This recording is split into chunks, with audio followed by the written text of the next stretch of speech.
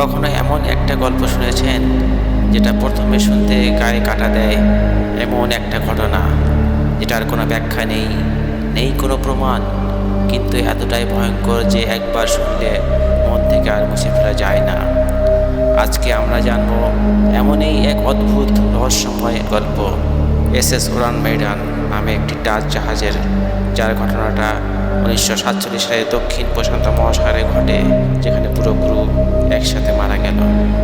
এই ভিডিওটা পুরো দেখুন, কারণ আমরা এখানে কেবল ঘটনাটা বলবো না, বরং গভীরে গিয়ে খুঁজে দেখব এর পিছনে কি সত্যি ছিল, কি গুজব, আর কি হয়তো আমাদের আজও অজানা। ঘটনা শুরু দক্ষিণ চীন সাগরে, মালাক্কা প্রণালীর কাছাকাছি। 1947 সালের এক সকালে রেডিও অপারেটররা একটি বিভৎস বার্তা পান, একটি SOS সংকেত, যার ভাষা ছিল খুবই ভয়ঙ্কর। ক্যাপ্টেন সহ সকল অফিসার মারা গেছেন, চার্ট রুম এবং ব্রিজে পড়ে আছেন, সম্ভবত পুরো ক্রুরা মারা গেছেন, আমিও মারা যাচ্ছি। এই বার্তা পাওয়ার পরেই চারদিকে চাঞ্চল্য ছড়িয়ে পড়ে। বার্তাটি আসে এসএস উড়ান মেইডান নামের একটি ডাচ বণিক জাহাজ থেকে। তৎক্ষণাৎ মার্কিন জাহাজ এসএস সিলভার স্টার ছুটে যায় উদ্ধার অভিযানে, কিন্তু তারা যা দেখে তা ছিল যেন নরক থেকে উঠে আসে এক দৃশ্য। সিলভার স্টার জাহাজটি যখন উড়ান মেইডান পৌঁছায়, তখন তারা দেখে পুরো জাহাজটি নিস্তব্ধ, কোনো সাড়া নেই। তারা জাহাজে উঠে দেখে প্রতিটি ক্রু সদস্য মৃত, চোখ খোলা, মুখ হা করে, যেন তারা শেষ মুহূর্তে কিছু মারাত্মক কিছু দেখছে। দেহগুলো ছিল বাঁকা হয়ে পড়ে থাকা, অনেকেই একে অপরকে আঁকড়ে ধরেছে এমনভাবে যেন তারা মৃত্যুর আগে শেষ একটা চেষ্টাও করেছিল পালানোর। কিন্তু কি থেকে? আরও ভয়াবহ বিষয় হলো, একটি কুকুরও মৃত্যু, তাও একই ভঙ্গিতে, ভয়ে মুখ বিকৃত, কিন্তু কোথাও এক ফোঁটা রক্ত নেই, নেই কোনো আঘাতের চিহ্ন। দেহগুলো ছিল ছিন্ন, ছিল বরফের মতো ঠান্ডা, যদিও পরিবেশ ততটা ঠান্ডা ছিল না। সিলভার স্টার ক্রুরা সিদ্ধান্ত নেয় যে তারা উড়ান মেইডানকে বন্দরে টেনে নিয়ে যাবে। তারা জাহাজটিকে বেঁধে টানার আগেই ভিতর থেকে ধোঁয়া উঠতে শুরু করে। ক্রুরা দ্রুত জাহাজ ত্যাগ করে এবং তার কিছুক্ষণের মধ্যেই এসএস উড়ান মেইডান বিস্ফোরণে উড়ে যায় ও তলিয়ে যায় সমুদ্রের গভীরে।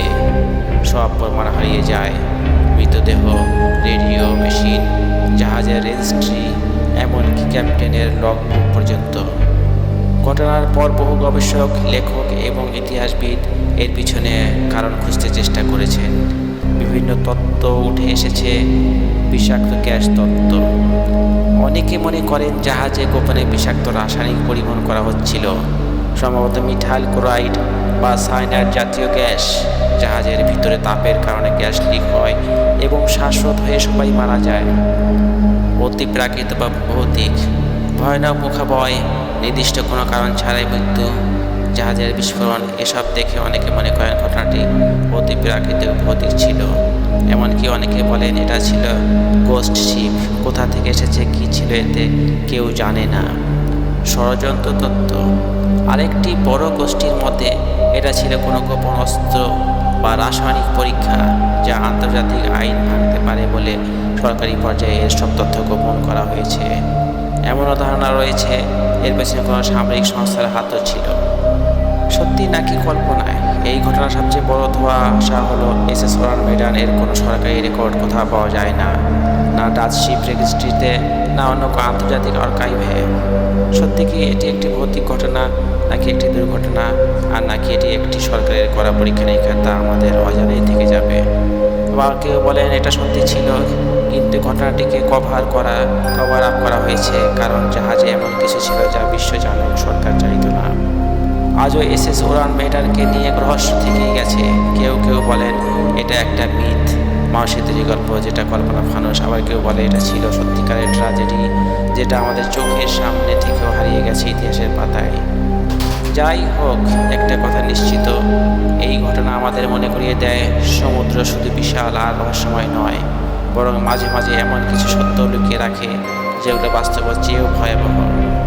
ভিডিও যদি ভালো লেগে থাকে তাহলে অবশ্যই লাইক দিয়ে সাপোর্ট করবেন, আর কমেন্টে জানাবেন আপনি কি মনে করেন, আসলে কি এসএস উড়ান মেইডান ছিল, নাকি এটা নিছকই গুজব, ভূতের কল্পনা, ষড়যন্ত্র।